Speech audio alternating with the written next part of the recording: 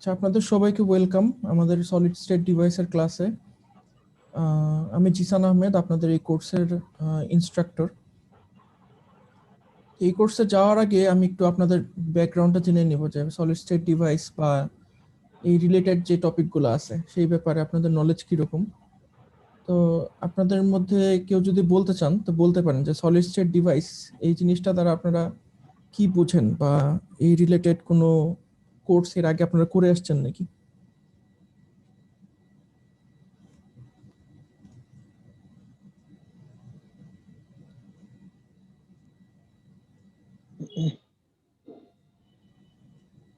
Solid state device কতটা কি শুনছেন এর আগে কখনো আপনারা? এসএসডি এসএসডি কথাটার সঙ্গে পরিচয় আছে আপনাদের? না স্যার, এই সম্পর্কে আমাদের ধারণা খুব কম। আমরা তো আপনাদের এরকম বাসায় কেউ ডেস্কটপ পিসি বা ল্যাপটপ ইউজ করেন না? স্যার অনেকেই করছে। আপনারা যারা ডেস্কটপ ইউজ করেন তাদের তো এসএসডি কথাটার সঙ্গে পরিচয় থাকার কথা। আপনারা জি নিশ্চয়ই স্যার, তাই না? Hard disk solid state drive sir. হ্যাঁ, আগেকার দিনে কি এখনো মানুষ অনেকে হার্ড ডিস্ক ইউজ করে। হার্ড ডিস্ক জিনিসটা একটা বেসিক্যালি রোটেটিং ম্যাগনেটিক ডিস্ক আর কি। এটার মধ্যে আমরা ম্যাগনেটিক পোলগুলো চেঞ্জ করে 1 এবং 0 আকারে ডিজিটাল ডাটা স্টোর করে রাখি। এটাকে হার্ড ডিস্ক বলে। এটা যদি ভাঙেন কখনো, কারো যদি অভিজ্ঞতা থাকে হার্ড ডিস্ক ভাঙার, আমি অনেকগুলো ভাঙছি হার্ড ডিস্ক জীবনে, কারণ হার্ড ডিস্কের ভিতরে খুব স্ট্রং ম্যাগনেট থাকে। ওই ম্যাগনেটগুলো নেওয়ার জন্য আমি হার্ড ডিস্ক ভাঙছি বেশ কয়েকটা। তো আপনারা যদি হার্ড ডিস্ক নষ্ট হার্ড ডিস্ক ভাঙেন, দেখবেন যে ওটার ভিতরে একটা চাকতির মতো আছে, ডিস্কের মতো আছে, খুব শাইনি, একদম আয়নার মতো। কিন্তু হার্ড ডিস্কের সমস্যা যেটা, যে কোন একটা জিনিসের মধ্যে যখন একটা মেকানিক্যাল পার্ট থাকবে যেটা কন্টিনিউয়াসলি ঘুরতেছে, আপনি একটা কম্পিউটার হার্ড ডিস্ক মনে করেন 2 বছর ইউজ করলেন বা 3 বছর ইউজ করলেন, তো মেকানিক্যাল যে কোনো একটা জিনিস ঘুরতে ঘুরতে বা চলতে চলতে এই জিনিসটা একটা সময় ড্যামেজড হয়ে যায়। এটা একটা লাইফ স্প্যান থাকে, এই লাইফ স্প্যানের শেষে পৌঁছায় যায়, তারপরে হার্ড ডিস্কটা করাপ্টেড হয়ে যায় বা নষ্ট হয়ে যায়। আপনারা যদি কম্পিউটার মানে অনেক বছর ধরে যদি কম্পিউটার ইউজ করেন, তাহলে আপনারা প্রায় এই সমস্যাটা ফেস করবেন যে হার্ড ডিস্ক ক্র্যাশ করছে, কম্পিউটার আর হইতেছে না, বুট করতেছে না।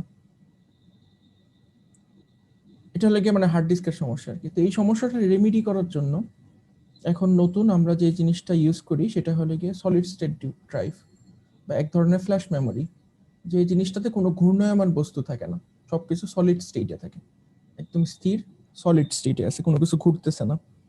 এটা আপনারা যদি বাজারে যান তাহলে দেখবেন যে একটু দাম বেশি হার্ড ডিস্কের থেকে, কিন্তু সলিড স্টেট ডিভাইসগুলো আপনারা কিনতে পারবেন, সলিড স্টেট ড্রাইভ কিনতে পারবেন। তারপর মনে করেন আপনাদের মোবাইলে আপনারা যে মেমোরি কার্ড ইউজ করেন সেটাও একটা সলিড স্টেট ডিভাইস। মোবাইলের ভিতরে যে মেমোরি থাকে সেটাও একটা সলিড স্টেট ডিভাইস। যে র্যাম ইউজ করেন সেটাও একটা সলিড স্টেট ডিভাইস। এটা জাস্ট মেমোরি দিয়ে উদাহরণ দিতেছি আর কি, যে খুব ছোট একটা পার্ট এসএসডি।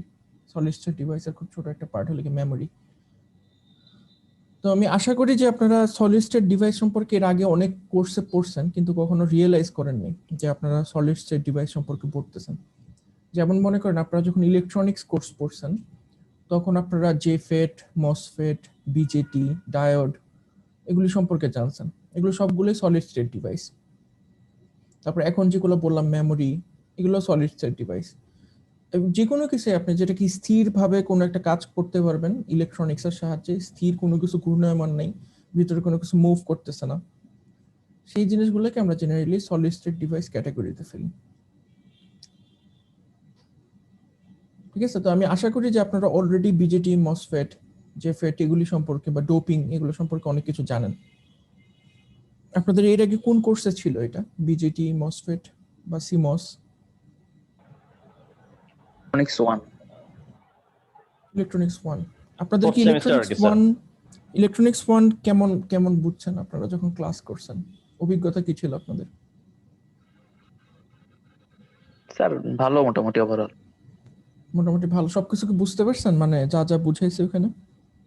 স্যার অনলাইনে স্যার যতটুকু স্যার চেষ্টা করা যায় আমরা। ও, এই কোর্স কি অনলাইন ছিল নাকি আপনাদের? জি স্যার, অনলাইন।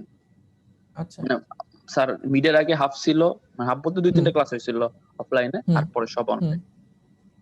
আচ্ছা, সো ইলেকট্রনিক্স 1 যদি আপনারা মানে মোটামুটি ভালো বুঝে থাকেন তা আশা করি সলিড স্টেট ডিভাইসের যে প্রথম পার্টটা, সেই প্রথম পার্টটা আপনাদের জন্য অনেক সহজ হবে, মানে মিড টার্ম এবং কুইজ এই পর্যন্ত আপনাদের কোর্সটা অনেক সহজ হবে, কারণ এখানে আসলে নতুন তেমন কিছু নাই। ওই পুরানো জিনিসগুলোই জাস্ট কিছু থিওরি, কিছু বেসিক্স যেগুলো ওখানে কভার করা হয়নি সেগুলো এখানে দেখানো হবে।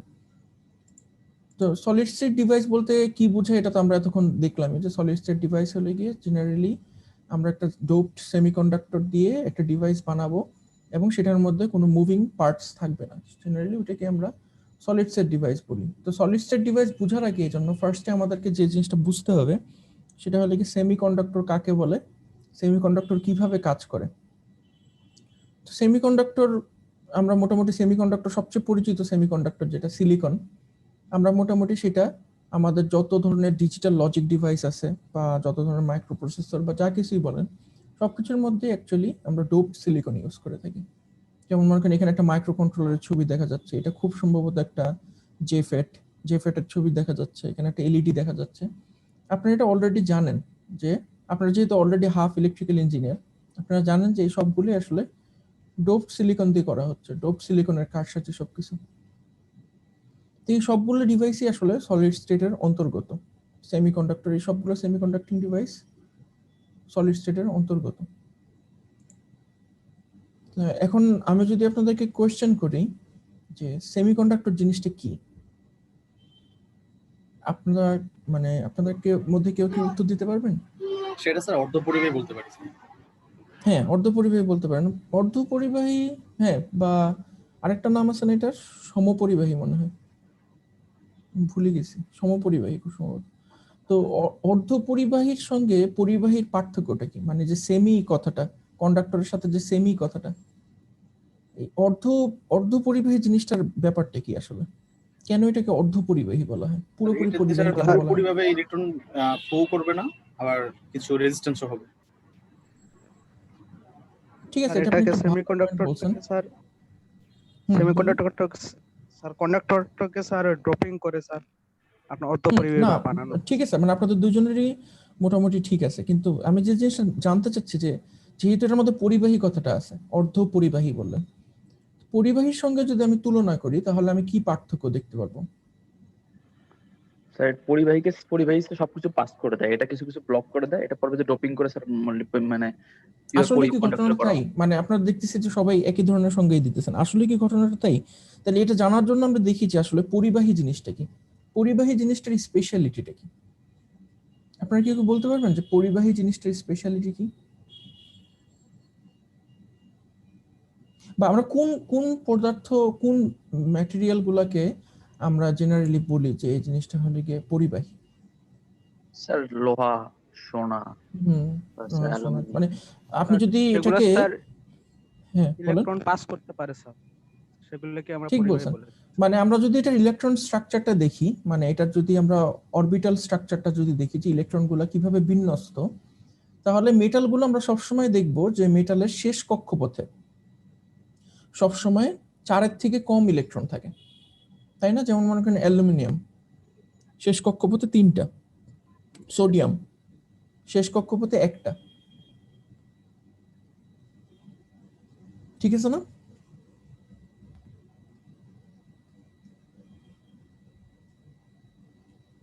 সোডিয়াম তো 17 না স্যার?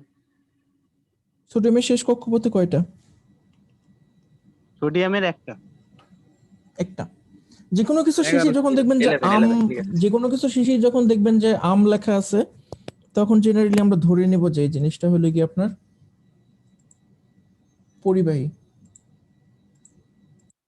আপনারা জানেন যে কোনো কিছু শেষে যখন আম থাকে তখন আমরা ধরে নিই যেটা পরিবাহী, তাই না? স্যার সেমিকন্ডাক্টর স্যার যেগুলো মানে 4টা ইলেকট্রন বাইরে থাকে আমাদের।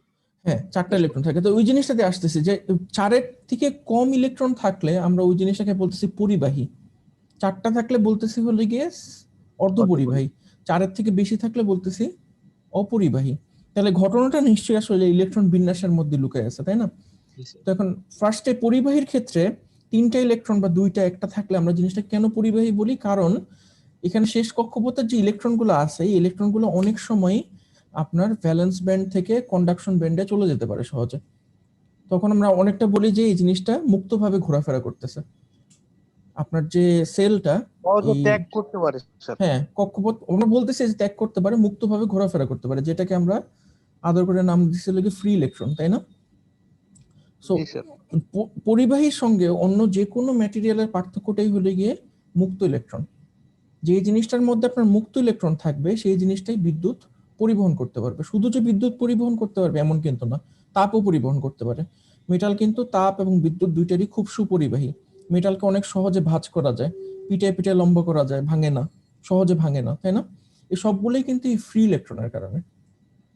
সব ধরনের মেটালের যে প্রপার্টি আছে সবকিছুর ভিতরে আসল রহস্যটা হলো গিয়ে এই ফ্রি ইলেকট্রন।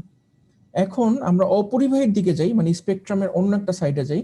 এই যে এখানে ইনসুলেটর যেখানে আছে, অন্য একটা স্পেকট্রামে দেখলে দেখবো যে এখান দিয়ে কারেন্ট সহজে যাচ্ছেই না। আমাদের ইলেকট্রিক্যাল যে কারেন্ট, এই কারেন্টটা পাসই করতেছে না। তার মানে আমরা সহজে বুঝতে পারতেছি ইনসুলেটরের মধ্যে ফ্রি ইলেকট্রন নাই, বা ইনসুলেটরের মধ্যে সহজে ফ্রি ইলেকট্রন তৈরি হয় না।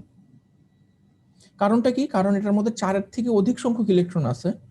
সো ইলেকট্রন সবসময় ওইটা চায়, আপনার যে পরমাণুর যে সেলটা, এই সেলটা সবসময় চাইতেছে বাইরের থেকে একটা বা দুটো ইলেকট্রন নিয়ে অষ্টক পূরণ করতে, তাই না? আপনারা তো কেমিস্ট্রি থেকে অবশ্যই অষ্টক সম্পর্কে জানেন। সো ওর আসলে ইলেকট্রন ত্যাগ করার প্রবণতার থেকে ইলেকট্রন নেওয়ার প্রবণতাটা বেশি। বুঝতে পারছেন? এই জন্য এখানে কোনো ফ্রি ইলেকট্রন তৈরি হয় না।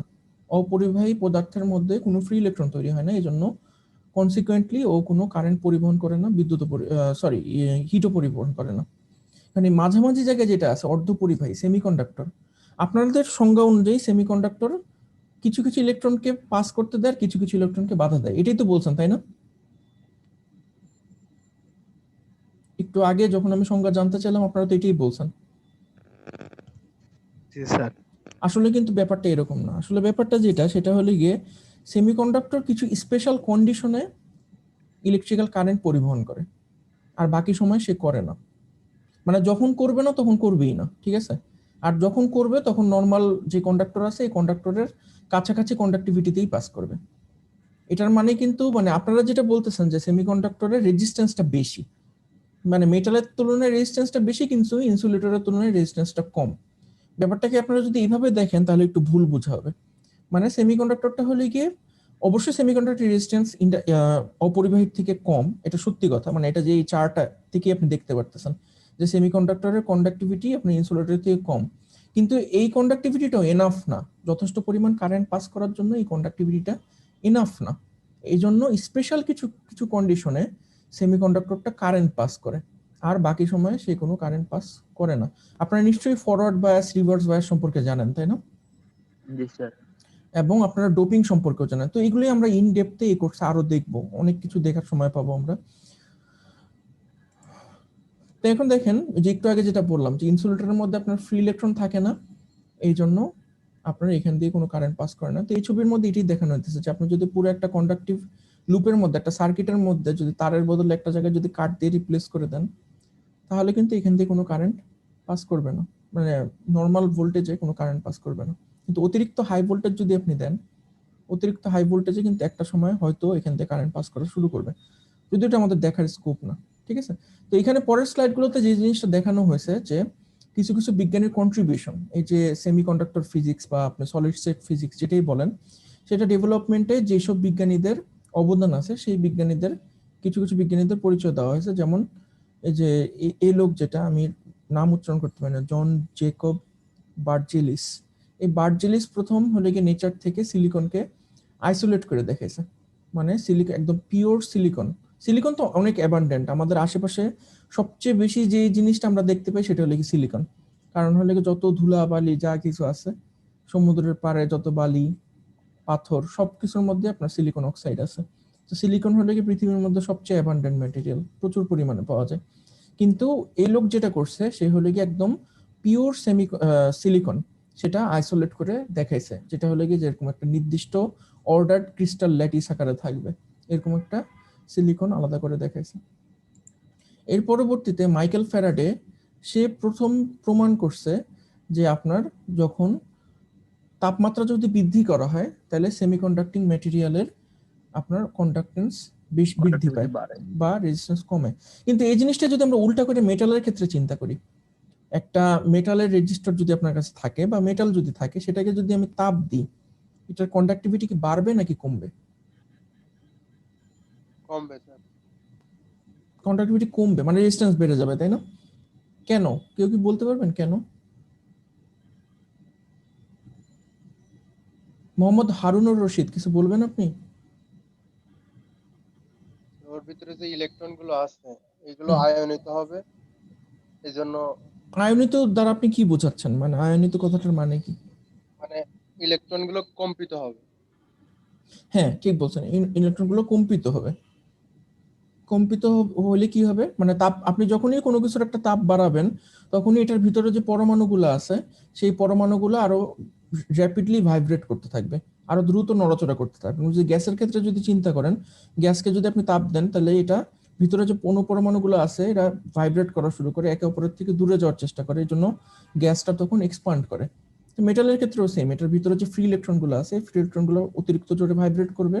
ভাইব্রেট করার ফলে আপনি একদিকে যে ইলেকট্রনগুলো প্রবাহিত করতে চাইতেছেন, মানে একদিকের ইলেকট্রনের নেট প্রবাহকেই তো আমরা কারেন্ট বলি, তাই না? তখন ওই একদিকের প্রবাহটা বাধাপ্রাপ্ত হয়, কারণ বিভিন্ন দিক থেকে ইলেকট্রন এসে ধাক্কাধাক্কি করা শুরু করে, এই জন্য একদিকে কারেন্ট প্রবাহিত হইতে কষ্ট হয়, তখন রেজিস্ট্যান্সটা বেড়ে যায়। কিন্তু সেমিকন্ডাক্টরের ক্ষেত্রে যে জিনিসটা হয়, সেমিকন্ডাক্টরকে আপনি যদি তাপ দেন তাহলে সেমিকন্ডাক্টরের মধ্যে ফ্রি ইলেকট্রন তৈরি হয়। সেমিকন্ডাক্টরের ভিতরে কিন্তু নরমালি একটা নির্দিষ্ট রেটে ফ্রি ইলেকট্রন তৈরি হয়, আবার এই ফ্রি ইলেকট্রনগুলো কিন্তু নরমাল যেই অন্যান্য অনুপরমাণুগুলো আছে এদের সঙ্গে আবার একাট্টা হয়ে সিলিকনে পরিণত হয়ে যায়, ঠিক আছে? মানে এরা কন্টিনিউয়াসলি ফ্রি ইলেকট্রন তৈরি করতেছে, আবার এই ফ্রি ইলেকট্রনগুলো কন্টিনিউয়াসলি বিলুপ্ত হয়ে যাচ্ছে। এবং নেট একটা টাইমে আপনি যদি ফ্রি ইলেকট্রন তৈরি হওয়ার একটা দেখেন যে কত সংখ্যক ফ্রি ইলেকট্রন তৈরি হচ্ছে, এটা একটা প্যারামিটার আছে যেটা আমরা পরের ক্লাসে দেখব। কিন্তু আপনি যদি তাপ দেন তখন কি হয়, যে নেট একটা বেশি পরিমাণ ফ্রি ইলেকট্রন তৈরি হয়। মানে সিলিকনের শেষ কক্ষপথে যে 4টা ইলেকট্রন আছে এর মধ্যে থেকে কিছু কিছু ইলেকট্রন প্রভাবিত হয়ে ওরা আপনার ভ্যালেন্স ব্যান্ড থেকে কন্ডাকশন ব্যান্ডে চলে যেতে পারে, একটা নির্দিষ্ট এনার্জি গ্যাপ পার করে ভ্যালেন্স ব্যান্ডে চলে যেতে পারে। তখন যেটা হয় যে এটা রেজিস্ট্যান্স আস্তে আস্তে কমে যায়, বা এটা ইলেকট্রন প্রবাহ করার মতো সক্ষমতা অর্জন করে। তো এই জিনিসটা প্রথম দেখেছে হলো কি মাইকেল ফ্যারাডে। উনি এটা পরীক্ষাটা করছিল সিলভার সালফাইডের উপর পরীক্ষা করে সেই জিনিসটা প্রমাণ করছেন। এখানে দেখানো হয়েছে যে মেটাল এবং সেমিকন্ডাক্টরের মধ্যে আপনার টেম্পারেচারের সঙ্গে রেজিস্ট্যান্সের সম্পর্কটা, যে আপনি দেখেন টেম্পারেচারটা যখন বাড়তেছে তখন কপারের কিন্তু রেজিস্ট্যান্স বাড়তেছে, কিন্তু জার্মেনিয়ামের ক্ষেত্রে দেখেন রেজিস্ট্যান্সটা কিন্তু একদম ধাপে ধাপে কমতেছে। এবং 100 ডিগ্রি সেন্টিগ্রেড আপনি যখন যাবেন দেখবেন যে গ্যালিয়ামের যে রেজিস্ট্যান্সটা, জার্মানিয়ামের যে রেজিস্ট্যান্সটা কিন্তু অনেক কম, 0.029 ওহম। এখন পর্যন্ত কি আরো কোনো কোশ্চেন আছে?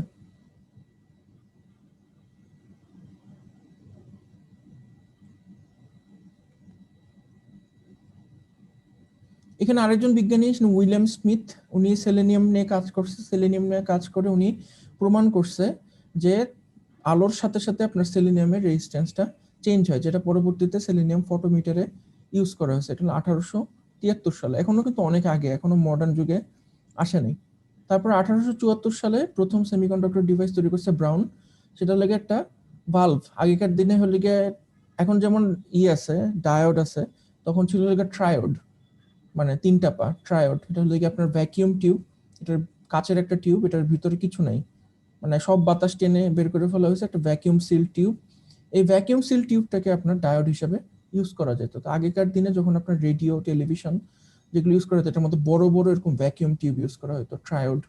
এখন আমরা যেমন ডায়োড ইউজ করি তখন এরকম মানুষ এরকম ট্রায়োড ইউজ করতো। এই ফার্স্ট সেমিকন্ডাক্টর ডিভাইস তৈরি করছিল ফার্ডিনান্ড ব্রাউন, সেটা 1874 সালে।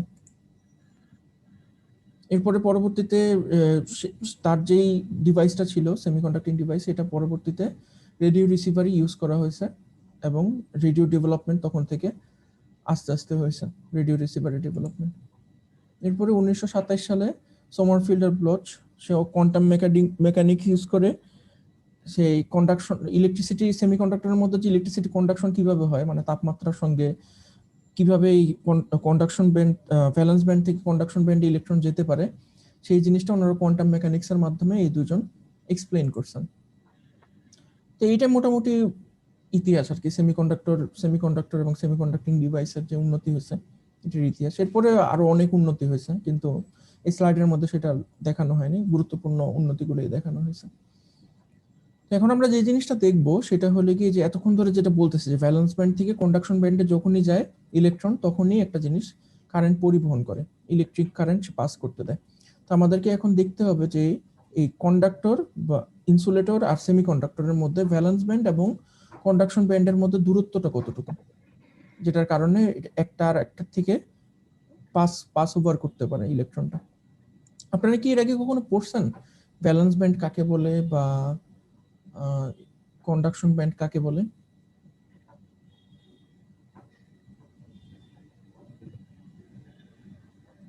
এটা আমি আমার যতদূর মনে আছে এটা হলো কি ফিজিক্স 1 এর মধ্যে ছিল। আপনাদের স্যার পড়া যেখানে হয়েছে কিন্তু মনে নাই। পড়া হলেই হবে, মনে থাকা লাগবে না। আপনাদের ফিজিক্স 1 ছিল না? জি স্যার। ফিজিক্স 1 এর মধ্যে আপনারা কি পড়ছেন? ক্রিস্টাল স্ট্রাকচার, ল্যাটিস এগুলো পড়ছেন? না স্যার, এগুলো ছিল আমাদের। কি ছিল আপনাদের ফিজিক্সে? স্যার ফিজিক্সে আমাদের ছিল হলো ফোর্স ছিল, ভেলোসিটি ছিল, তারপরে আপনার simple harmonic motion. Harmonic motion ছিল। ও আচ্ছা, আপনাদের কি তাহলে ফিজিক্স 2 ছিল কোনো? না নাকি স্যার, 2 ছিল না, ল্যাব ছিল। 2 ছিল না? আচ্ছা আচ্ছা, ঠিক আছে। এগুলো তো ইলেকট্রনিক্স স্যার, একটু মানে আচ্ছা, না আমাদের ফিজিক্স ছিল, আমাদের ফিজিক্সের মধ্যে আপনার ক্রিস্টাল, ল্যাটিস, স্ট্রাকচার। ইলেকট্রন সম্বন্ধে একটু বেসিক ছিল মনে হয় কিছু কোশ্চেন, আচ্ছা আচ্ছা এগুলো ছিল সম্ভবত। আচ্ছা, ঠিক আছে, একটু থাকলেই হবে, সমস্যা নেই। তো ভ্যালেন্স ব্যান্ড যেটা, সেটা আমরা ভ্যালেন্স ব্যান্ডটাকে বলি যে একটা পরমাণুর যে স্ট্রাকচার অরবিটের মধ্যে সর্বোচ্চ এনার্জি যে অকুপাই করে রাখে যে ব্যান্ডটা, সেটাকে আমরা বলি হলো গিয়ে ভ্যালেন্স ব্যান্ড। মানে এটা লাগে একদম আউটার মোস্ট লেয়ারে থাকে। তো ভ্যালেন্সকে বাংলাতে আমরা কি বলি ভুলে গেছি আমি। যোজন, মানে ত্রিযোজি, দ্বিযোজি, আপনারা নিশ্চয়ই নাম শুনছেন। পঞ্চযোজি, যেমন মনে করেন তাই না, এরকম নাম ছিল না? তো ওই ভ্যালেন্সি মানেই কিন্তু যোজন, ঠিক আছে? ভ্যালেন্সি ওখান থেকে যোজন আছে, মানে আউটার মোস্ট অরবিটে আপনার কয়টি ইলেকট্রন আছে, ও কয়টা ইলেকট্রন আইদার দিতে পারবে বা নিতে পারবে, সেই জিনিসটাই কিন্তু ডিফাইন করে হলো কি ভ্যালেন্স ব্যান্ডে কয়টা ইলেকট্রন আছে, ঠিক আছে? এটা আমি শিওর যে এটা আপনাদের জানা আছে, হয়তো এখন মনে পড়তেছে না। সো এই ভ্যালেন্স ব্যান্ডের যে ইলেকট্রনগুলো, এই ইলেকট্রনগুলো সবচেয়ে বেশি এনার্জি মানে অকুপাই যোজ্যতা করে আর কি রাখে। স্যার। যোজ্যতা, হ্যাঁ, সবচেয়ে বেশি এনার্জি কিন্তু ওরা অকুপাই করে রাখে, যে একদম শেষের ব্যান্ডের যে ইলেকট্রনগুলো আছে, ঠিক আছে? জি স্যার। এটা তো নিশ্চয়ই আপনারা জানেন যে ইলেকট্রনের যে শক্তি কিভাবে পরিবর্তিত হয়। আপনারা যে যে বিভিন্ন ধরনের আলো দেখেন, এই যে নীল আলো, লাল আলো, সবুজ আলো, এগুলি কিন্তু অ্যাকচুয়ালি ডিফাইন করতেছে যে কোন ব্যান্ড থেকে আপনার ইলেকট্রনটা হইতেছে, মানে বিকরিত হইতেছে, বা সেই জিনিসটাই কিন্তু ডিফাইন করে যে আপনার আলোটার কালার কিরকম হবে, ঠিক আছে? যার এনার্জি, যেমন মনে করেন লেজার, কিছু কিছু লেজার আছে সবুজ, কিছু কিছু লেজার আছে নীল। নীল লেজার যদি আমি দেখি নাই, লাল আছে কিছু কিছু লেজার। তো এটা কোন ব্যান্ড থেকে আপনার এনার্জিটা রেডিয়েট করতেছে এটার উপর ডিপেন্ড করে এটার কালারটা ঠিক করা হয়, যেটা কি সবুজ হবে নাকি লাল হবে। যাই হোক, তো লাস্টের যে অরবিটটা, এটাই হলো গিয়ে সবচেয়ে বেশি এনার্জি ধরে রাখে, ইলেকট্রন গুলো সবচেয়ে বেশি এনার্জি ধরে রাখে, এটাকে আমরা বলি হলো কি ভ্যালেন্স সর্বশেষ ব্যান্ড। কক্ষপথকে স্যার ভ্যালেন্স। সর্বশেষ ভ্যালেন্স ব্যান্ড বলে, এবং এটা এনার্জিও সবচেয়ে বেশি হয়, যেটা হলো কি ইম্পর্টেন্ট আমাদের জন্য, এনার্জিটা আর কি। তো কন্ডাকশন ব্যান্ড যেটা, কন্ডাকশন ব্যান্ডের ধারণাটা আসছে হলো গিয়ে যে কন্ডাকশন ব্যান্ডটা হলো গিয়ে আপনার এই ভ্যালেন্স যে ব্যান্ডটা আছে, এই ভ্যালেন্স ব্যান্ডেরই একটা এক্সটেনশন, ঠিক আছে? যেমন দেখেন যেখানে লেখা আছে the conduction band is the band of orbitals that are high in energy and are generally empty. মানে এটা হলো গিয়ে ভ্যালেন্স ব্যান্ডেরই একটা এক্সটেনশন কন্ডাকশন ব্যান্ডটা, এবং এটা generally most of the time এটা আপনার খালি থাকে, এটার মধ্যে কোনো ইলেকট্রন থাকে না, জেনারেলি কোনো ইলেকট্রন থাকে না। কারণ কন্ডাকশন ব্যান্ডে একবার যখন একটা ইলেকট্রন চলে যাবে, এটা অলমোস্ট মিন করে যে ইলেকট্রনটা ফ্রি। এই ইলেকট্রনটার সঙ্গে আপনার সেলের, মানে পরমাণুর যে নিউক্লিয়াস, এই নিউক্লিয়াসের কোনো আকর্ষণ আর পুরোপুরি কাজ করতেছে না ওটার উপরে। তো ইলেকট্রনটা মোটামুটি ফ্রি ইলেকট্রন। যেই মুহূর্তে আপনার ভ্যালেন্স ব্যান্ড থেকে একটা ইলেকট্রন কন্ডাকশন ব্যান্ডে চলে আসবে, তখনই আমরা ওই ইলেকট্রনটাকে বলবো যে এটা একটা ফ্রি ইলেকট্রন। বুঝতে পারছেন? এবং এই এনার্জি গ্যাপের যে ধারণাটা, এই এনার্জি গ্যাপের ধারণাটা আসছে হলো কি কন্ডাকশন ব্যান্ড এবং ভ্যালেন্স ব্যান্ডের মধ্যে ইলেকট্রনগুলোর যে এনার্জির পার্থক্য, সেই পার্থক্যটাকে আমরা বলি হলো কি এনার্জি গ্যাপ। এই কনসেপ্টটা আপনাদের জন্য অত্যন্ত জরুরি, এবং আপনারা ভাইভা বলেন, ফাইনাল পরীক্ষা বলেন, চাকরির ইন্টারভিউ বলেন, যেখানেই যান আপনাদের এই এনার্জি গ্যাপ, ইজি, এই জিনিসটা আপনাদের সবসময় কাজে লাগবে, ঠিক আছে? সো আমি আপনাদেরকে সাজেস্ট করব যে আপনারা যদি ইলেকট্রনিক্স নিয়ে পরবর্তীতে পড়ালেখা করতে চান বা এই ফিল্ডে চাকরি করতে চান, ইন্টারভিউ দিতে চান, আপনারা অবশ্যই এই কন্ডাকশন ব্যান্ড, ভ্যালেন্স ব্যান্ড এবং দুইটা ব্যান্ডের মধ্যে যে এনার্জির পার্থক্য, এই জিনিসটা সম্পর্কে ভালো একটা নলেজ রাখবেন, ঠিক আছে? এবং কেউ যদি কোশ্চেন করে থতমত খেয়ে যাবেন না। সো এনার্জি গ্যাপটা হলো বেসিক্যালি একটা ভ্যালেন্স ব্যান্ডের একটা ইলেকট্রনকে যেই পরিমাণ এনার্জি গেইন করে ওকে কন্ডাকশন ব্যান্ডে যেতে হবে, সেটাই হলো কি অ্যাকচুয়ালি আমাদের বেসিক্যালি এনার্জি গ্যাপ। মানে এই এনার্জি গ্যাপটা না পার করতে পারলে ইলেকট্রন ভ্যালেন্স ব্যান্ডেই থাকবে, আর কখনো কন্ডাকশন ব্যান্ডে যেতে পারবে না। এখানে এই এই ধারণাটা, এই যে ভ্যালেন্স ব্যান্ড এবং কন্ডাকশন ব্যান্ডের যে ধারণাটা, এই ধারণাটা ইউজ করি আমরা পরবর্তীতে কন্ডাক্টর, ইনসুলেটর আর সেমিকন্ডাক্টরকে ডিফাইন করব। মানে একটু আগে আমরা যে কন্ডাক্টর, সেমিকন্ডাক্টর আর ইনসুলেটরের ডেফিনেশনটা দিলাম, এটা হলো কি আমাদের আগের নলেজ, আমরা ইলেকট্রনিক্স এর নলেজ বলি বা ইলেকট্রিক্যাল সার্কিটের নলেজ বলি, ওইটার নলেজ। কিন্তু সলিড স্টেটের পার্সপেক্টিভে আমরা যখন কন্ডাক্টর, ইনসুলেটর আর সেমিকন্ডাক্টরকে ডিফাইন করব, আমরা অবশ্যই কন্ডাকশন ব্যান্ড, ভ্যালেন্স ব্যান্ড এবং এনার্জি গ্যাপ, এই তিনটা টার্ম দিয়ে আমরা এই তিনটা ধরনের ডিফারেন্ট ম্যাটেরিয়ালকে আইডেন্টিফাই করব, ঠিক আছে? তখন আমরা যদি মেটালের ক্ষেত্রে আসি, মেটালের ক্ষেত্রে আসার আগে এখানে খুব ইন্টারেস্টিং একটা ছবি আছে। এই ছবিটা দেখেন, এই ছবিটা আসলে আমাদের বাংলাদেশিদের জন্য অত বেশি অ্যাপ্রোপ্রিয়েট না, কারণ বাংলাদেশে এত সুন্দর রাস্তাও নেই, রাস্তার মধ্যে এরকম সিস্টেমও নেই।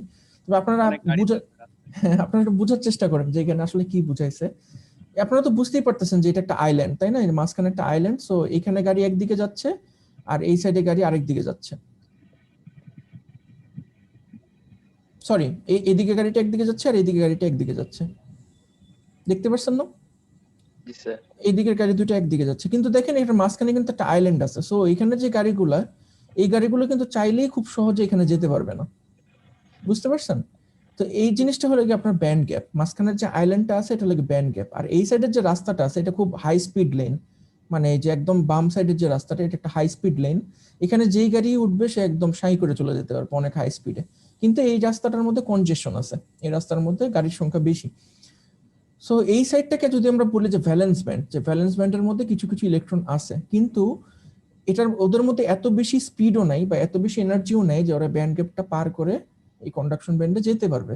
কিন্তু এটার মধ্যে যদি কোনো একটা গাড়ি যথেষ্ট পরিমাণে স্পিড অর্জন করে এবং যদি এই আইল্যান্ডটাকেও পার করে এই সাইডে চলে আসে, তখন আমরা বলবো যে এই গাড়িটা, মানে যেটা আমাদের ইলেকট্রন, সেই ইলেকট্রনটা ফ্রি হয়ে গেছে, ও ভ্যালেন্স ব্যান্ড থেকে কন্ডাকশন ব্যান্ডে উঠে গেছে, ঠিক আছে? সো কন্ডাক্টর বলতে আমরা এতক্ষণ পর্যন্ত যেটা বলছি যে কন্ডাক্টরের মধ্যে আপনার প্রচুর পরিমাণ ফ্রি ইলেকট্রন থাকে। যেহেতু এদের মধ্যে প্রচুর পরিমাণ ফ্রি ইলেকট্রন থাকে, সো আমি যখন এর দুই সাইডে একটা ভোল্টেজ দিই, ভোল্টেজ দিলাম মানে হলো গিয়ে এখানে যদি আমি একটা প্লাস, এখানে যদি একটা পজিটিভ পটেনশিয়াল দিই, আর এই উল্টা সাপেক্ষে এখানে যদি একটা নেগেটিভ পটেনশিয়াল দিই, ফ্রি ইলেকট্রনগুলো সবসময় চেষ্টা করবে যে নেগেটিভ যে পটেনশিয়াল আছে এটা থেকে দূরে চলে যাওয়ার এবং পজিটিভের কাছে চলে যাওয়ার। তখন আমরা একটা নেট ইলেকট্রনের ফ্লো পাবো, যেটাকে আমরা বলি ইলেকট্রিক্যাল কারেন্ট, তাই না? সো যেহেতু ফ্রি ইলেকট্রন আছে, সো আমরা এটার মধ্যে ভোল্টেজ ডিফারেন্স দিলে এটার মধ্যে কারেন্ট পাবো। কিন্তু এই যে ফ্রি ইলেকট্রনগুলো কন্ডাক্টরের মধ্যে আসতেছে কোথা থেকে? সো কন্ডাক্টিং যে ম্যাটেরিয়ালগুলো থাকে, যেমন মনে করেন আপনার সোডিয়াম বলেন, আয়রন বলেন, কপার বলেন, সেটার মধ্যে আপনার ভ্যালেন্স ব্যান্ড এবং কন্ডাকশন ব্যান্ডের মধ্যে আপনার কোনো এনার্জি গ্যাপ থাকে না, এরা বেসিক্যালি ওভারল্যাপ করে।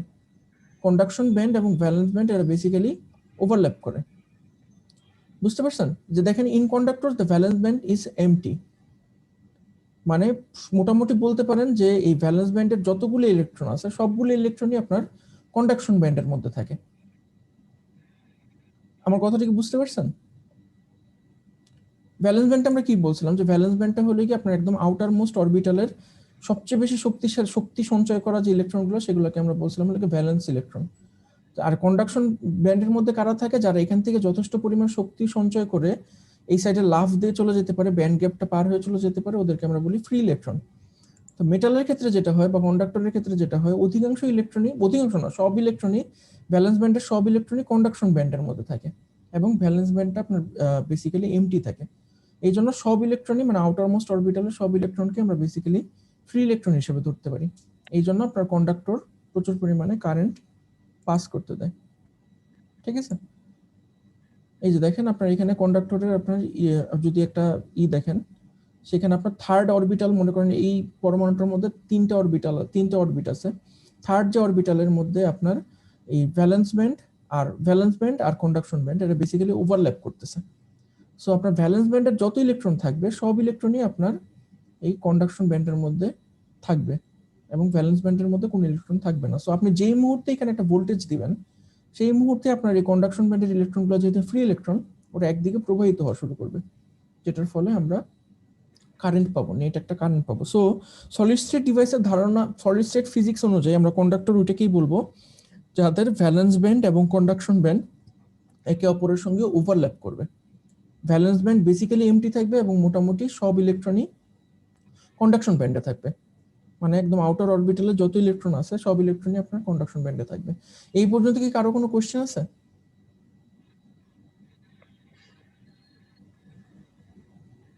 কারো যদি কোনো কোশ্চেন না থাকে, এখন আমি যদি আপনাদেরকে জিজ্ঞেস করি যে একটা কন্ডাক্টরের ক্ষেত্রে ওই যে একটু আগে আমরা দেখলাম ব্যান্ড গ্যাপ যে এনার্জি, সেই ব্যান্ড গ্যাপ এনার্জিটা কত হবে আপনার কন্ডাক্টরের ক্ষেত্রে?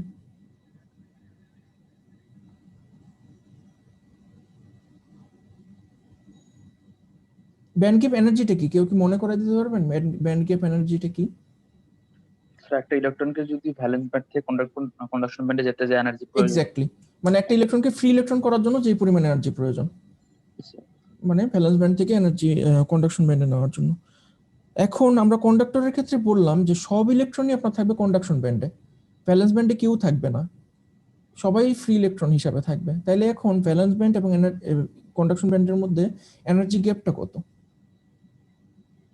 তো কোনো এনার্জি গ্যাপ না, এটা তো ওভারল্যাপ হয়ে আসছে। কোনো এনার্জি গ্যাপ নেই, কারণ ইলেকট্রনগুলোর কোনো কষ্টই করতে হইতেছে না ভ্যালেন্স থেকে কন্ডাকশনে যাওয়ার জন্য, ইলেকট্রনগুলোর কোনো কষ্টই করতে হইতেছে না। তাহলে এটা কি জিরো? জি স্যার। সেটি এখানে লেখা আছে যে also in conductor the energy gap is non existent. Non existent মানে zero or relatively small. Relatively স্মলটা আপনাদের মনে রাখার দরকার নেই, আপনাদের মনে রাখলে হবে নন এক্সিস্টেন্ট, জিরো। ভাইভাতে যদি কোশ্চেন করা হয় যে একটা কন্ডাক্টরের ব্যান্ড গ্যাপ এনার্জি কত, আপনারা একদম সহজে বলে দেবেন এটা জিরো, ঠিক আছে? কারণ এটা ওভারল্যাপ করে, দুইটা ভ্যালেন্স ব্যান্ড এবং কন্ডাকশন ব্যান্ড দুইটা একে অপরকে ওভারল্যাপ করে থাকে। এখন আমরা আসি তাহলে ইনসুলেটরের ক্ষেত্রে। সো আপনারা নিশ্চয়ই এখন ধারণা অলরেডি বুঝে ফেলছেন বা ধারণা করতে পারতেছেন যে ইনসুলেটরের ক্ষেত্রে ঘটনাটা কি হবে। ইনসুলেটরের ক্ষেত্রে যেটা হবে যে সব ইলেকট্রনই আপনার ব্যালেন্স ব্যান্ডে থাকবে, ব্যালেন্স ব্যান্ড আপনার প্র্যাকটিক্যালি ফুল থাকবে, মানে যেটা মনে করেন আউটার মোস্ট অরবিটাল 7টা ইলেকট্রন আছে বা 8টা ইলেকট্রন আছে, এই 7টা বা 8টা ইলেকট্রনই আপনার ব্যালেন্স ব্যান্ডের মধ্যে থাকবে, কন্ডাকশন ব্যান্ডে কেউ যেতে চাবে না বা পারবে না। কারণ কি এই দুটার মধ্যে আপনার ব্যান্ড গ্যাপ অনেক বড়, সেই ব্যান্ড গ্যাপটা পার করে কন্ডাকশন ব্যান্ডের যাওয়ার কারো সম্ভব না। কারণ আপনি চিন্তা করেন যে একটা ইলেকট্রন, একটা পরমাণুর, আমরা যদি একটা পরমাণুর ছবি আঁকি, যদি পরমাণুর ছবি আঁকি আমরা,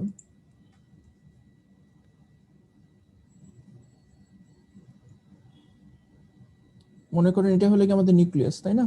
আমাদের নিউক্লিয়াসের চারপাশে এরকম মনে করেন অনেকগুলা এরকম অরবিটাল আছে। এখানে মনে করেন দুইটা থাকবে, এখানে এখানে কয়টা থাকবে? 2s2 1s2 2 কয়টা থাকবে এটাতে? 1s2 2s2 2p6 8টা থাকবে, তাই না? মনে করেন 8টা নাই, ঠিক আছে, 8টা নেই, এরকম মনে করেন এই কয়টা আছে। এখন যেটা হবে যে আপনার নিউক্লিয়াস তো পজিটিভ, তাই না? আর এই প্রত্যেকটা ইলেকট্রন কি আপনার নেগেটিভ, তাই না? সবাই নেগেটিভ। এখন আপনার একটা জিনিস কমন সেন্স কাটান, ঠিক আছে? কমন সেন্সটা কিরকম? আপনার মনে করেন একটা পরমাণু দেখতে এরকম, আরেকটা পরমাণু আছে, আমি এখানে আর ইলেকট্রন আঁকলাম না, এটা আঁকলাম, এখানে হলে কি একটা, ঠিক আছে? এটা হলে কি একটা এক ধরনের, মনে করেন এটা অবশ্যই মেটাল হবে, এটা মেটাল আর এটা ইনসুলেটর, ঠিক আছে? এরকম দুইটা ইয়ে আছে। সো এখানে মাত্র একটা ইলেকট্রন, আর এখানে হলে কি 1 2 3 4 5 6টা ইলেকট্রন। মাঝখানে যে নিউক্লিয়াসটা আছে, নিউক্লিয়াসটা কাকে বেশি আকর্ষণ করবে বলুন তো? এই সবগুলোকে বেশি আকর্ষণ করবে নাকি এটাকে বেশি আকর্ষণ করবে? আমার কথাটা কি বুঝতে পারছেন সবাই?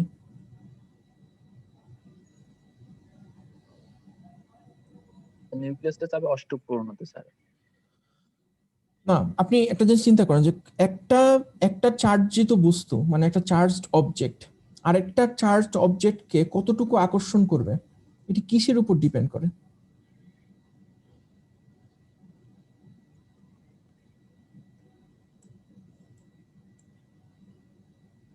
এটা আপনারা জানেন যে একটা চার্জড অবজেক্ট আর একটা চার্জ অবজেক্টকে কতটুকু আকর্ষণ করবে, কিসের উপর ডিপেন্ড করবে? আপনারা কুলম্বস না, ল স্যার। পড়ছেন না? Coulomb's law. যে কোনো একটা বস্তু যখন একটা আরেকটাকে আকর্ষণ করবে, এটা সবসময় আপনার ডিপেন্ড করবে হলো গিয়ে দুটা বস্তুর কে কতটুকু চার্জ ধরে রাখছে, ঠিক আছে? মনে করেন এক জায়গায় আপনার 1 কুলম্ব আছে, আরেক জায়গায় আপনার 5 কুলম্ব আছে। এখন 1 কুলম্ব মনে করেন এই যে এখানে আমি যদি আঁকি, তো মনে করেন এখানে 1 কুলম্ব আছে, এটা হলো গিয়ে পজিটিভ 1 কুলম্ব, এখানে আছে হলো গিয়ে নেগেটিভ 5 কুলম্ব, আমি একটু সরাই দিই, এখানে আছে হলো গিয়ে নেগেটিভ 5 কুলম্ব, আর এই সাইডে আছে হলো গিয়ে নেগেটিভ 3 কুলম্ব। বলেন তো কে বেশি 1 কুলম্বকে আকর্ষণ করবে, -5 কুলম্ব করবে নাকি -3 কুলম্ব করবে? -3 কেন -3 করবে বেশি? কার শক্তি বেশি? -3 শক্তি বেশি স্যার। -5 এর শক্তি বেশি না? -5 কুলম্ব মানে কি ওর মধ্যে বেশি নেগেটিভ চার্জ আছে আর ওর মধ্যে তুলনামূলক কম নেগেটিভ চার্জ আছে।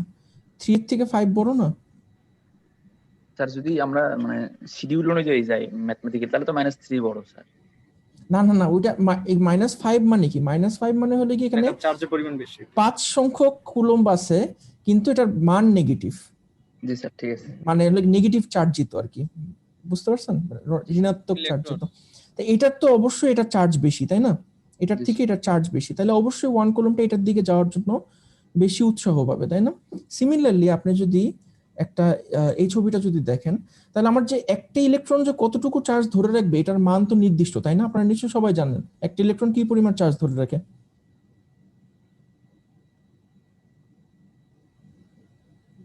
এক ইলেকট্রনের চার্জ কত? -1.60 into the inverse 10⁻19 9। 19।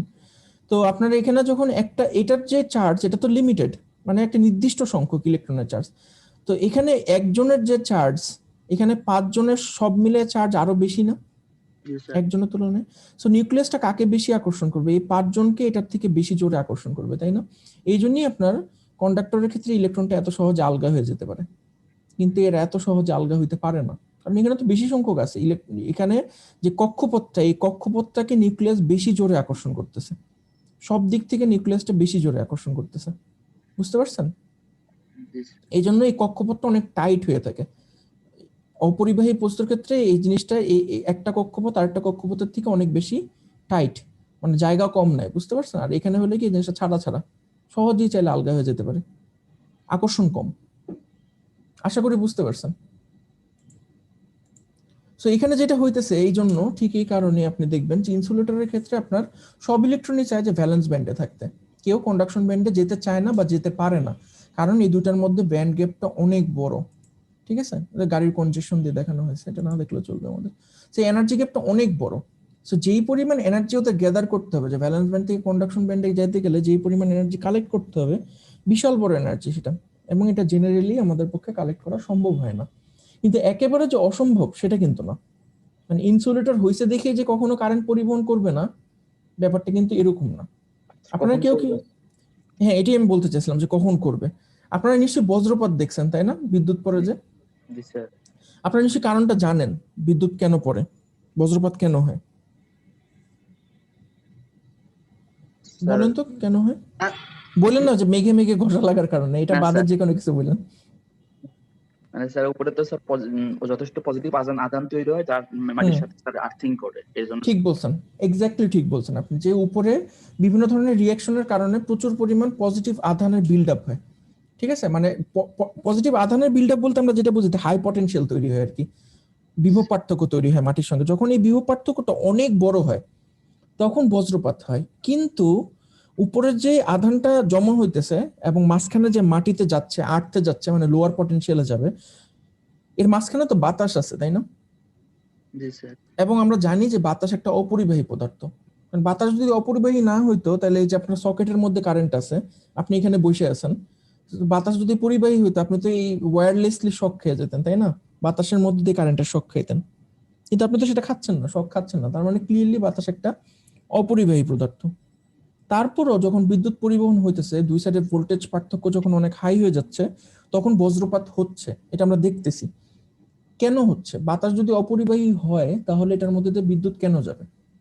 স্যার অনেক মানে এই স্যার এই যে বজ্রপাতের তো অনেক বিদ্যুৎ স্যার, অনেক মেগাওয়াট, অনেক স্যার এই যে ভোল্টেজ, অনেক ভোল্টেজ, ভোল্টেজটা তো অনেক বেশি, ভোল্টেজটা অনেক বেশি। এজন্য এটার ফলে যেটা বাতাসের হয়, যে চার্জ, স্যার বাতাসকে স্যার আয়োনাইজ করতেছে। বাতাসকে আনে। আপনারা তো অন্যান্য ব্যাচের তুলনায় অনেক ভালো, আপনাদের বেসিক খুবই ভালো।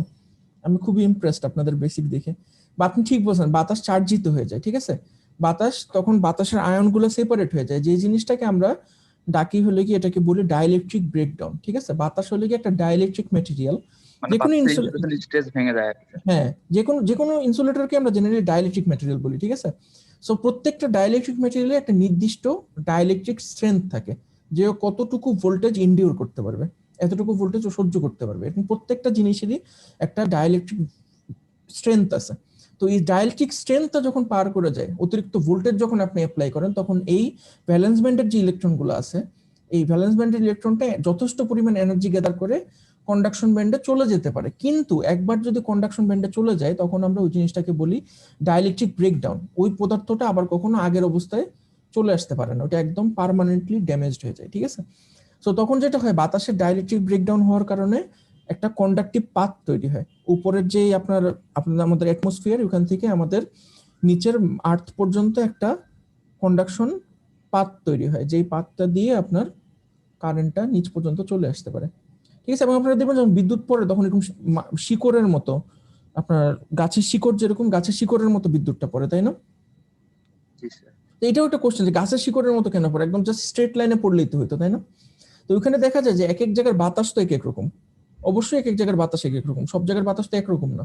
আপনি যেখানে বসে আছেন, আপনার ঠিক পাশের জায়গাতে হয়তো বাতাসটা একটু ঠান্ডা বা একটু গরম বা কোনো না কোনো পরিবর্তন আছে। তো এই জন্য যেটা হয়, যে শর্টকাট খুঁজে, যে জায়গাতে বাতাসটা ব্রেকডাউন করা যত সহজ, সেখান দিয়ে বিদ্যুৎটা যায়। এই জন্য তখন আমরা এরকম একটা শিকড়ের মতো ইফেক্ট দেখতে পাই, যেখান থেকে কন্ডাক্টিভিটি বেশি, ওই দিক দিয়ে বজ্রপাতটা চলে যাচ্ছে, ঠিক আছে। সো ইনসুলেটর মানে যে ও কারেন্ট পরিবহন করবে না, ব্যাপারটা এরকম না। এটা ডিপেন্ড করবে যে আপনি কি পরিমাণ ভোল্টেজ অ্যাপ্লাই করতেছেন বা কি পরিমাণ হিট দিতেছেন, সেটার উপর ডিপেন্ড করবে যে ওর এনার্জি গ্যাপটা আপনি ওভারকাম করতে পারতেছেন নাকি। ততক্ষণ পর্যন্ত এটা ইনসুলেটর।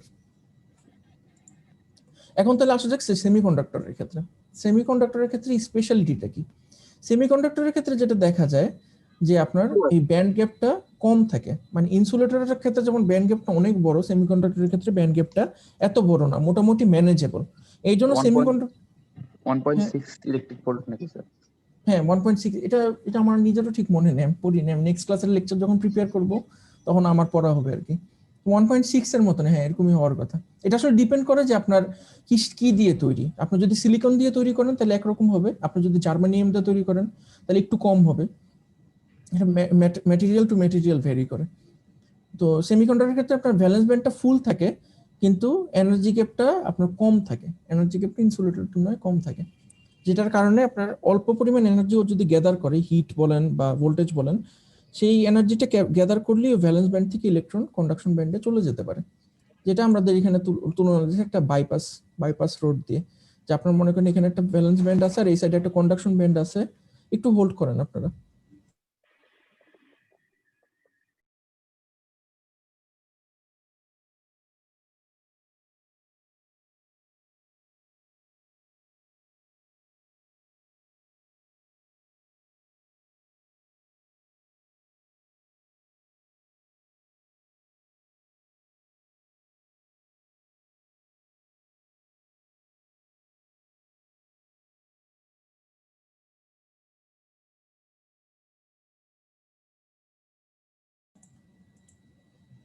হ্যালো, শুনতে পারতেছেন?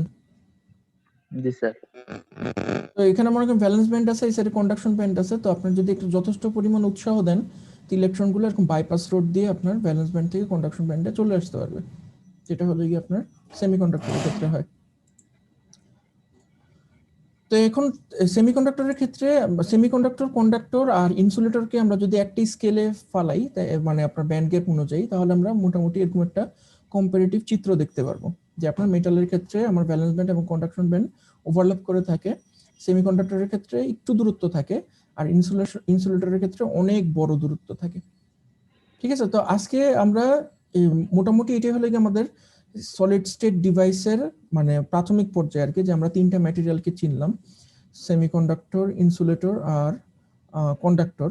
এখন আমরা যে জিনিসটা দেখে আজকের লেকচারটা শেষ করব, সেটা হলো গিয়ে এই সেমিকন্ডাক্টরের বিভিন্ন রূপ কি, বা সেমিকন্ডাক্টরকে কিভাবে আমরা নিজেদের মতো ইউজফুল করে নিতে পারি, সেই জিনিসটা সংজ্ঞাগুলো পড়েই আমরা আজকের লেকচার শেষ করব। সো সেমিকন্ডাক্টিং ম্যাটেরিয়াল অনেকগুলো আছে, তবে এটার মধ্যে সবচেয়ে পপুলার যেটা আমরা সবসময় যেটা ইউজ করি, মোবাইল কম্পিউটার যেটাই বলেন, সবচেয়ে কমনটা হলো গিয়ে সিলিকন, ঠিক আছে? কিন্তু সিলিকন আপনার একমাত্র সেমিকন্ডাক্টিং ম্যাটেরিয়াল না, কার্বন আছে সেমিকন্ডাক্টিং ম্যাটেরিয়াল, জার্মানিয়াম আছে সেমিকন্ডাক্টিং ম্যাটেরিয়াল, কিন্তু আমরা জেনারেলি সিলিকনটা সবচেয়ে বেশি ইউজ করি। জার্মানিয়ামটা ইউজ করি এখন। জার্মানিয়ামটা যেটা করা হয় যে সিলিকনের সঙ্গে জার্মানিয়াম একসাথে করে হেটেরো জাংশন বিজেটি তৈরি করা হয়, বিভিন্ন ধরনের হেটেরো জাংশন ডিভাইস তৈরি করা হয় সিলিকন এবং জার্মানিয়াম একসাথে করে, জাস্ট ব্যান্ড গ্যাপটা কমানোর জন্য। আপনারা অলরেডি বুঝতে পারবেন এখন ঘটনাটা কি হচ্ছে। তো সিলিকন আমরা যেটা দেখলাম, সিলিকন আমরা ন্যাচারালি কোয়ার্টজ হিসেবে পাই, বালুর মধ্যে সিলিকন অক্সাইড হিসেবে পাই। আমরা যে গ্লাস বানাই সিলিকন অক্সাইড, সেই সিলিকন অক্সাইড আকারে পাই, স্যান্ড এবং কোয়ার্টজ আকারে, সবচেয়ে খুবই অ্যাবান্ডেন্ট, সব জায়গায় পাওয়া যায়। সিলিকনের স্পেশালিটি হলো গিয়ে সিলিকনকে আমরা যদি এরকম পিওর সিলিকন যদি আমরা এক্সট্রাক্ট করি, তাহলে দেখবো যে সিলিকন এরকম একটা সুন্দর ক্রিস্টাল ল্যাটিস স্ট্রাকচার মেনটেন করে। সবচেয়ে মজার ব্যাপার যেটা, যে আমরা যে গ্লাস ইউজ করি, কাঁচ ইউজ করি, সিলিকন ডাইঅক্সাইডের ভিতর দিয়ে যে আমরা যখন গ্লাস বানাই ফ্যাক্টরিতে, এটা কিন্তু একটা পর্যায় পর্যন্ত কিন্তু আলো এটার ভিতর দিয়ে কিন্তু পাস করতে পারে না। কিন্তু আমরা কমার্শিয়ালি যে গ্লাসগুলো অ্যাভেলেবেল, যেটা দিয়ে আমরা জানালার কাজ বানাই, সেগুলোর মধ্যে দিয়ে কিন্তু আলো সুন্দর পাস করতে পারে। আপনাদের কেউ কেউ জানেন যে কি জন্য এটার মধ্যে দিয়ে আলো পাস করতে পারে?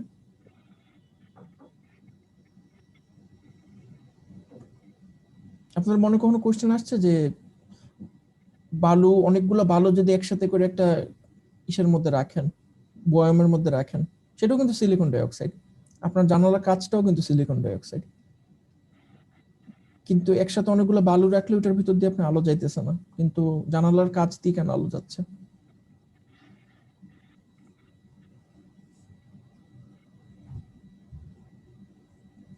আচ্ছা, আমরা এটার উত্তর খোঁজার চেষ্টা করবো। তবে সিলিকনের ক্ষেত্রে, সিলিকন আপনি যদি পিওর সিলিকন যদি এক্সট্রাক্ট করেন, যে এই সিলিকনের ওয়েফার আমরা ইউজ করি আমাদের মাইক্রোপ্রসেসর এবং অন্যান্য জিনিস ম্যানুফ্যাকচারিং ক্ষেত্রে, তো দেখা যাবে যে পিওর সিলিকন এরকম আপনার সুন্দর একটা অর্ডারলি স্ট্রাকচার মেনটেন করে, যেটাকে আমরা বলি ক্রিস্টাল ল্যাটিস, ঠিক আছে? যেখানে আপনার একটা সিলিকন আর একটা সিলিকনের সঙ্গে এরকম কোভ্যালেন্ট বন্ড মেনটেন করে, ঠিক আছে? এই জিনিসটাকে আমরা বলতেছি সিলিকনের ক্রিস্টাল ল্যাটিস।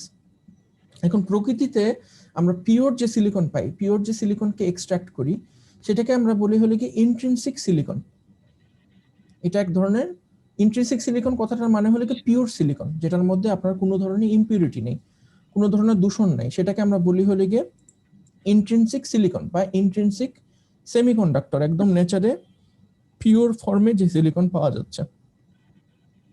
সো আপনাদের যদি পরীক্ষা জিজ্ঞেস করা হয় যে সেমিকন্ডাক্টর কয় ধরনের, আপনাদের প্রথম ক্রাইটেরিয়াটা আসবে হলো কি ইন্ট্রিনসিক সেমিকন্ডাক্টর, একদম পিওর অবস্থায় যেটা আছে সেটাকে আমরা বলি ইন্ট্রিনসিক সেমিকন্ডাক্টর, ঠিক আছে? ইন্ট্রিনসিক যে সেমিকন্ডাক্টর আছে, ইন্ট্রিনসিক সেমিকন্ডাক্টরের মধ্যে আপনার কন্টিনিউয়াসলি ন্যাচারালি আপনার ফ্রি ইলেকট্রন এবং হোল তৈরি হয়, ন্যাচারালি তৈরি হয়। শুধুমাত্র আপনার রুম টেম্পারেচার যেটা, সেই রুম টেম্পারেচারের কারণেই আপনার এখানে ন্যাচারালি ইলেকট্রন এবং হোল তৈরি হয়, যে জিনিসটা আমরা নেক্সট ক্লাসে দেখবো। এটার ইকুয়েশনটা নেক্সট ক্লাসে দেখবো আমরা। এটা হলো গিয়ে বোল্টজম্যানের ধ্রুবক এবং আরো কিছু কিছু বোল্টজম্যানের ধ্রুবক এবং টেম্পারেচার, এগুলির সঙ্গে হলো কি এটার ইকুয়েশনটা রিলেটেড, ঠিক আছে? যে একটা নির্দিষ্ট সময় কি পরিমাণ ফ্রি ইলেকট্রন বা ফ্রি হোল থাকবে, সেটা আমরা ক্যালকুলেশন করে বের করতে পারি ইন্ট্রিনসিক সিলিকনের ক্ষেত্রে। কিন্তু সমস্যা যেটা, সেটা হলো গিয়ে এই যে ন্যাচারালি যে হোল আর ইলেকট্রন গুলো তৈরি হইতেছে, এরা আবার কিছুক্ষণ পর নিজেরাই একে অপরের সঙ্গে মিলে গিয়ে পজিটিভ আর নেগেটিভ নিউট্রাল করে ফেলে। সো নেট ফলাফল এখানে হয় জিরো, মানে নেট কোনো ফ্রি ইলেকট্রন বা নেট হোল থাকে না, এটা একে অপরকে ক্যান্সেল আউট করে দেয়। তো এই জন্য যেটা হয় যে ইন্ট্রিনসিক সেমিকন্ডাক্টর বা ইন্ট্রিনসিক সিলিকন আমাদের জন্য আসলে তেমন একটা ইউজফুল না, উপকারী না। এই জন্য আমরা যেটা করছি, আমরা এক্সট্রিনসিক সিলিকন তৈরি করছি বা এক্সট্রিনসিক সেমিকন্ডাক্টর তৈরি করছি। আপনারা নিশ্চয়ই ধারণা করতে পারতেছেন যে এক্সট্রিনসিক সেমিকন্ডাক্টর তাহলে কি হবে। এক্সট্রিনসিক সেমিকন্ডাক্টর যেটা হবে, যে আমরা এই সিলিকনের যে ল্যাটিস স্ট্রাকচার আছে, এই ল্যাটিস স্ট্রাকচারের মধ্যে আমরা কিছু ইম্পিউরিটি ইন্ট্রোডিউস করব, এবং এই ইম্পিউরিটি ইন্ট্রোডিউস করার প্রসেসটার নাম হলো গিয়ে ডোপিং, তাই না? এই জিনিসটা আপনারা, আমি শিওর আপনারা পড়ছেন। সো আমরা এখানে এই কোর্সে চেষ্টা করব যে এই জিনিসটাকে আরো ইনডেপথ বোঝার জন্য, যে ডোপিং এর ফলে আসলে ঘটনাটা কি হয়। তবে ইন শর্ট আমরা যদি এখন জাস্ট অল্প সময়ের মধ্যে যদি বুঝতে চাই, ডোপিং হলে কি জাস্ট আমরা কোনো একটা ধরনের নির্দিষ্ট ইম্পিউরিটি আমরা সিলিকনের ল্যাটিস স্ট্রাকচারের মধ্যে ইন্ট্রোডিউস করব, যেটার ফলে আমাদের কোনো একটা লাভ হবে, ঠিক আছে? এখন লাভটা আমাদের দুই ধরনের হতে পারে। দুই ধরনের মধ্যে প্রথম ধরনটা হলো কি আমাদের পি টাইপ সিলিকন তৈরি হতে পারে বা পি টাইপ সেমিকন্ডাক্টর তৈরি হতে পারে, যেটাতে আমরা যেটা করি যে আমরা ত্রিযোজি ত্রিযোজী, পি টাইপ হলে পজিটিভ টাইপ, ঠিক আছে। সো আমরা এখানে যদি ত্রিযোজী কোনো মৌল যদি সিলিকনের মধ্যে ইন্ট্রোডিউস করি তখন আমরা এটাকে বলি পি টাইপ ডোপিং, এবং এটার ফলাফল হয়ে লাগে পি টাইপ সেমিকন্ডাক্টর। সো ত্রিযোজী একটা জিনিস যদি আপনি সিলিকনের স্ট্রাকচারের মধ্যে ইন্ট্রোডিউস করেন তাহলে এখানে ঘটনাটা যেটা হয়, যেমন এখানে বোরন ইউজ করছে, বোরনের আউটার মোস্ট লেয়ারে আপনার 3টা ইলেকট্রন আছে। সো এটা যখন আপনি সিলিকনের মধ্যে অ্যাড করবেন তখন যেটা দেখা যাবে যে এখানে কনস্ট্যান্ট একটা ইলেকট্রনের অভাব তৈরি হবে। এখানে একটা ইলেকট্রনের অভাব তৈরি হবে, যে ইলেকট্রনের অভাবটাকে আমরা বলি হলো গিয়ে হোল। এখানে একটা হোল তৈরি হয়েছে। হোল কিন্তু অনেকটা একটা অ্যাবস্ট্রাক্ট কনসেপ্ট, মানে ইলেকট্রন জিনিসটা যেমন রিয়েল, মানে ইলেকট্রন জিনিসটা যেমন আছে, হোল জিনিস বলতে কিন্তু আসলে কিছু নেই। মানে হোল হলে কি একটা কিছুর অভাব, মানে কোনো কিছুর অভাবকে তার কোনো জিনিস বলা যায় না, তাই না? সো এখানে হলে কি একটা ইলেকট্রনের অভাব তৈরি হবে, যেটাকে আমরা জাস্ট আলোচনার সুবিধার্থে আমরা এটার নাম দিছি হোল। একটা হোল ক্রিয়েট হয় এখানে, ঠিক আছে। এই হোলটা ক্রিয়েট হওয়ার কারণে যেটা হয় যে ওর মধ্যে সবসময় একটা ইলেকট্রনের চাহিদা থাকে। এই পদার্থটার মধ্যে সবসময় একটা ইলেকট্রনের চাহিদা থাকবে এই স্ট্রাকচারটার মধ্যে। এই জন্য আমরা এটাকে বলি হলো পজিটিভ টাইপ সেমিকন্ডাক্টর। যেহেতু ওর ইলেকট্রনের চাহিদা আছে এই জন্য আমরা এটাকে বলি হলো গিয়ে পজিটিভ টাইপ সেমিকন্ডাক্টর। ঠিক উল্টাভাবে আমরা একটা পদার্থকে চাইলে নেগেটিভ টাইপ সেমিকন্ডাক্টরও বানাইতে পারি। সেটার জন্য আমাদের যেটা করতে হবে, ত্রিযোজীর জায়গায় পঞ্চযোজী কোনো একটা মৌল ইউজ করতে হবে, যেমন ফসফরাস বলেন, অ্যান্টিমনি বলেন, আর্সেনিক বলেন, এগুলো ইউজ করে আমাদেরকে এন টাইপ ডোপিং করতে হবে। সেটা কিন্তু ঠিক উল্টা জিনিসটা হবে, যে এখানে একটা ইলেকট্রনের আধিক্য থাকবে। আপনি যদি এখানে ফসফরাস, এখানে যেমন অ্যান্টিমনি ইউজ করছে, এসবি হলে অ্যান্টিমনি, অ্যান্টিমনি ইউজ করার কারণে আপনার এখানে একটা এক্সট্রা ইলেকট্রন চলে আসবে, কারণ এটা পঞ্চযোজী। আপনার তো সিলিকনের সঙ্গে ওর সম্পর্ক রাখার দরকার থাক চারদিক থেকে, চারদিকে 4টা ইলেকট্রন চলে গেলে একটা ইলেকট্রন যাবে কোথায়? সে একটা ইলেকট্রন বেচারা এক্সট্রা হয়ে গেছে এখানে।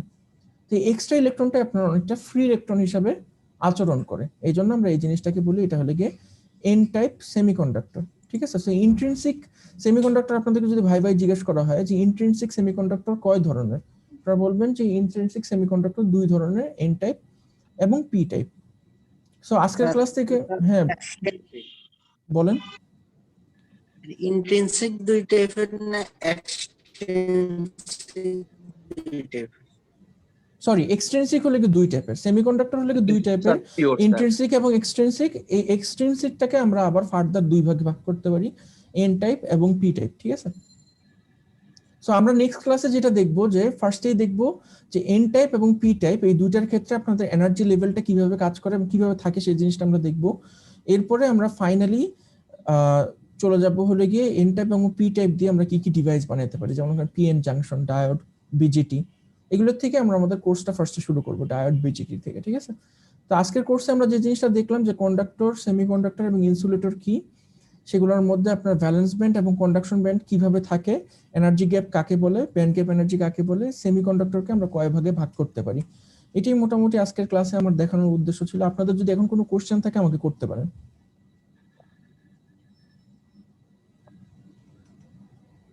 স্যার ওই গ্লাসের ব্যাপারটা বলেন। গ্লাসের মধ্যে আপনারা এখান থেকে ছবিটা দেখে বুঝতে পারছেন যে সিলিকন অক্সাইডের মধ্যে আপনার এরকম একটা ক্রিস্টাল স্ট্রাকচার থাকে। সো এই ক্রিস্টাল স্ট্রাকচারের মধ্যে একটা নির্দিষ্ট ওয়েভলেন্থের আলো, এই যে দেখতেছেন না দুইটা ক্রিস্টাল স্ট্রাকচারের মাধ্যমে এটা একটা ডেড স্পেস আছে। মানে এই জিনিসটা তো 2D তে ছবিটা আঁকা, এখন এই ছবিটাকে যদি আপনি 3D তে আঁকতেন তাহলে কি হইতো, মনে করেন এটা হলো উপরের লেয়ার, এটার নিচে আবার এরকম আরেকটা লেয়ার, এটার নিচে আবার এরকম একটা লেয়ার, বুঝতে পারছেন? তো একটা আলো মনে করেন এখান দিয়ে আসতেছে এই যে গ্যাপটা দিয়ে, তো ওই নিচের লেয়ারের মধ্যে এখানে আবার আরেকটাই থাকবে না। কিভাবে আমি আপনাদেরকে 3D একটা ছবি দেখাই? আলোর কোনো বিকৃতি হচ্ছে না স্যার, ডাইরেক্টলি পাস করতেছে। হ্যাঁ, মানে একটা ল্যাটিসের যে শীট, একটা ল্যাটিসের যে লেয়ারটা, এই লেয়ারটা থেকে আলো পরের লেয়ারে চলে যেতে পারবে, তারপরের লেয়ারে চলে যেতে পারবে, এই যে ইটা আছে যে, কিন্তু সব ওয়েভলেন্থের আলো কিন্তু যেতে পারবে না। কিছু কিছু ওয়েভলেন্থের আলো আবার এই যে মাঝখানের যে অণুগুলো আছে এগুলোর মধ্যে কিন্তু বাধাপ্রাপ্ত হবে। যেমন মনে করেন আপনি যদি গ্লাস লাগান, দিনের বেলা দেখবেন যে গ্লাসের মধ্যে দিয়ে যখন আলো যায়, এবং সব ওয়েভলেন্থের আলো যদি আপনার গ্লাসের মধ্যে দিয়ে চলে যেত, গ্লাস কিন্তু কখনো গরম হতো না, তাই না? কিন্তু আপনি যদি দিনের বেলা সূর্যের আলোর মধ্যে যদি কোনো গ্লাস রেখে দেন, গ্লাসের মধ্যে যদি হাত দেন, দেখবেন গ্লাসটা কিন্তু গরম হয়েছে। স্যার বুঝতে পারছেন কেন গরম হয়? কারণ কিছু কিছু ওয়েভলেন্থের আলো, মনে করেন ইনফ্রারেড কিন্তু আপনার ভিতর দিয়ে যেতে পারবে না, ও দেখা যাবে যে এখানে আঘাত করবে। আঘাত করার কারণে যেটা হবে যে কম্পিত হবে, কম্পিত হলে ও হিট জেনারেট করবে। সো আমি শিওর আপনার যদি ইনফ্রারেড ক্যামেরা দিয়ে গ্লাসের ছবি তুলেন, মানে দিনের বেলা আপনি যদি নর্মাল ক্যামেরা দিয়ে ছবি তুলেন তাহলে দেখবেন যে গ্লাসটা স্বচ্ছ, ভিতর দিয়ে অপর সাইডের জিনিস দেখা যেতেছে। কিন্তু আপনি যদি ইনফ্রারেড ক্যামেরা দিয়ে গ্লাসের ছবি তোলেন, আপনার গ্লাসটা কি স্বচ্ছ দেখতে পারবেন? ইনফ্রারেড ক্যামেরা জিনিসটা কি জানেন নিশ্চয়ই আপনারা। মানে যে অন্যান্য ওয়েভলেন্থের আলোর সঙ্গে সঙ্গে ইনফ্রারেড আলোটাও দেখতে পারে। মানে ইনফ্রারেড তো নরমালি আমাদের ক্যামেরাতে ইনফ্রারেড আলো আমরা দেখতে পারি না। বুঝতে পারছি। ইনফ্রারেড বা আলট্রাভায়োলেট যদি আপনি ক্যামেরাতে দেখেন, আমি শিওর না কোনটা ইনফ্রারেড নাকি আলট্রাভায়োলেট, যে কোনো একটা দিয়ে আপনি যদি ছবি তোলেন তাহলে দেখবেন যে গ্লাসটা জাস্ট দেওয়ালের মতো, এটার ভিতর দিয়ে কোনো আলো যাচ্ছে, মানে ওই ওয়েভলেন্থের আলো যাচ্ছে না। বুঝতে পারছেন? সো এটা ডিপেন্ড করবে আপনার ওয়েভলেন্থের উপর, যে ওয়েভলেন্থটা এই যে মাঝখানের যে ডেড স্পেস, এটা কি স্কিপ করে করে যাইতে পারতেছে নাকি। বুঝতে পারছেন? কিন্তু আপনি যদি একটা বালু নেন, একটা বয়ামের মতো যদি বালু নেন, তো বালুর ক্ষেত্রে যে জিনিসটা হয় সেটা হলো কি এরকম একটা স্ট্রাকচার্ড ল্যাটিস থাকে না, এরকম ক্রিস্টাল ল্যাটিস থাকে না। ও নিজের এক একটা বালুর যে কণা ও এক এক ধরনের ওরিয়েন্টেশনে আছে। তা আলোটা মানে কোন দিক দিয়ে যে অপর সাইডে পৌঁছাবে সেটার কোনো ঠিক নেই। ওই জিনিসটাকে আমরা জেনারেলি বলি হলো কি অ্যামরফাস সিলিকন। ঠিক আছে, অ্যামরফাস সিলিকনটা হলো গিয়ে যেটার মধ্যে আপনার ক্রিস্টাল স্ট্রাকচারটা এরকম স্ট্রাকচার্ড না। বুঝতে পারছেন? আর যেখানে আপনার স্ট্রাকচার, এটাকে দেখবেন যে বিভিন্ন প্লেনে ভাগ করা যায়, 111 100 সিলিকন বলা হয়, 001 সিলিকন বলা হয়। আপনারা কি এই জিনিসটা পড়ছেন ফিজিক্সে, যে 111 সিলিকন কাকে বলে, 100 সিলিকন কাকে বলে? আইসোটোপ নাকি স্যার? না না না, আইসোটোপ না। এটা হলো কি সিলিকনটা, আপনি যে ওয়েফারটা মানে সিলিকনটা যে তৈরি করছেন ফ্যাক্টরিতে, এটাকে কিভাবে কাটছেন, জিনিসটাকে কি আপনারা স্লাইস করছেন, ওটার উপর ডিপেন্ড করে কতগুলো ওরিয়েন্টেশন আছে। আচ্ছা, এটা আমরা নেক্সট ক্লাসে দেখবো যে 111 সিলিকন কাকে বলে, 100 সিলিকন কাকে বলে। আচ্ছা, আর কোনো কোশ্চেন আছে আপনাদের এমনিতে কোর্স রিলেটেড, মার্কিং বা অন্য কিছু নিয়ে? তো নরমালি যেরকম হয় যে অ্যাটেন্ডেন্স 5 মার্কস, হুম মিডে 30, হুম আর এগুলো সিটিতে সবকিছু এক, এগুলোর মধ্যে কোনো সমস্যা নেই। আপনাদের জাস্ট সিটির ক্ষেত্রে যে জিনিসটা মনে রাখতে হবে, যে সিটিতে আমাদের বলা হয়েছে যে একটা পরীক্ষা অ্যাসাইনমেন্ট আকারে হবে, একটা পরীক্ষা ভাইবা আকারে হবে, এবং একটা পরীক্ষা গুগল আপনার গুগল ফর্মে হবে। এটা অলরেডি আপনারা সবাই জানেন, অলরেডি 2 সেমিস্টার ধরে আপনারা অনলাইনে ক্লাস করতেছেন। এর বাইরে যে জিনিসটা আছে সেটা হলো গিয়ে আপনারা চেষ্টা করবেন যে আহ, এই ক্লাসে আমি যা যা পড়াচ্ছি এর বাইরেও, আমি জানি আপনারা বেশিরভাগই চাকরি করেন, সো আপনাদের খুব বেশি সময় হাতে থাকে না নিজেদের পড়ালেখা করার জন্য। তারপরেও আপনারা দেখবেন যে আপনাদের গুগল ক্লাসরুমে আমি অলরেডি বইগুলো আপলোড করে দিছি, মানে যেই বইয়ের রেফারেন্স থেকে স্লাইডগুলো তৈরি করা হয়েছে। একটা হলো কি নিম্যানের বই, একটা হলো কি স্ট্রিটম্যানের বই। তো নিম্যানের বইটা অনেক ফেমাস, অনেক পপুলার।